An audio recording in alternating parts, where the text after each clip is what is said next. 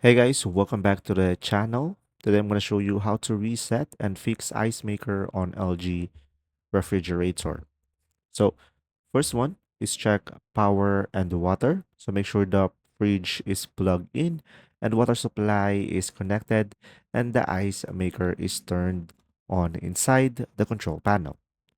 Another one, to reset the ice maker, we'll open the ice compartment and locate the reset or test button under or beside the tray and press and hold it for around 3 to 5 seconds until the motor starts to turn.